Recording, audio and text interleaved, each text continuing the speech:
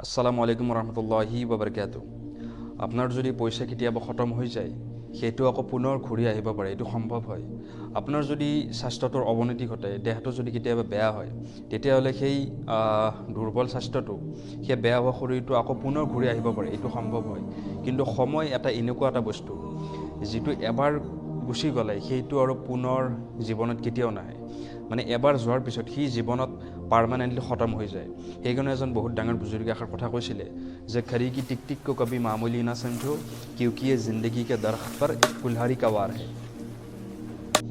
আমাৰ জীৱনটো এটা কিতাপৰ দৰে, এটা বহীৰ দৰে।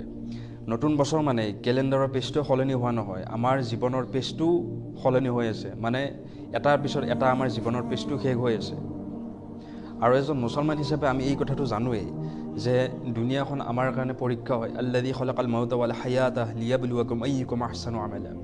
আল্লাহে বিচাৰে যে আপুনি নেক আমল কৰে। এই দুনিয়াত এই পৰীক্ষাৰ জীৱনটোত আল্লাহে যে আমাৰ পৰীক্ষা চাই আছে, এই পৰীক্ষাৰ জীৱনটোত কোনে ভাল কৰিব পাৰে, কোনে বেয়া কৰিব পাৰে, তাৰ কাৰণে আল্লাহে আমাক পৰীক্ষা চাই আছে।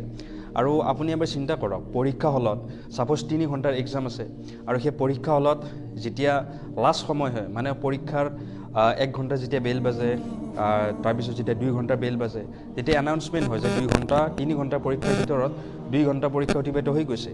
তো এই লাষ্ট ঘণ্টাটোত কোনোবা ষ্টুডেণ্টে কি ফূৰ্তি কৰে নেকি, কোনোবা ষ্টুডেণ্টে কি তামচা কৰে নেকি, নিজৰ পৰীক্ষাটোক লৈ পেলাই, নিজৰ ছাবজেক্টটোক লৈ পেলাই? নিশ্চয় নকৰে।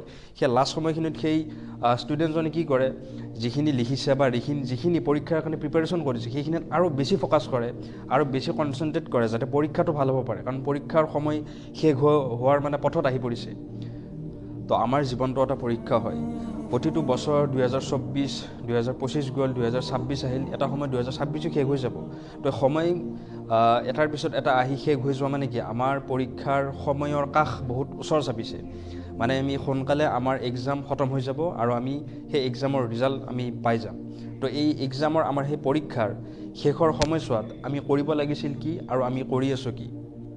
এজন মুছলমান হিচাপে আমি নতুন বছৰ হিচাপে আমি কৰিব লাগিছিল যে যিমান মই পূৰ্বতে গুনাহ কৰিছোঁ, সেই গুনাহৰ ওপৰত মই তৌবা কৰিম, আৰু আনেবালে যি জিন্দগী আছে, এই আনেবালে জিন্দগীত মই নিজৰ ইমান, নিজৰ আমল, নিজৰ আখলাক, নিজৰ মামলাত মই সকলোখিনি কি কৰিম, ইছলাহৰ কৰাৰ কাৰণে নিয়ত কৰিম, তাৰ ফিকিৰ কৰিম।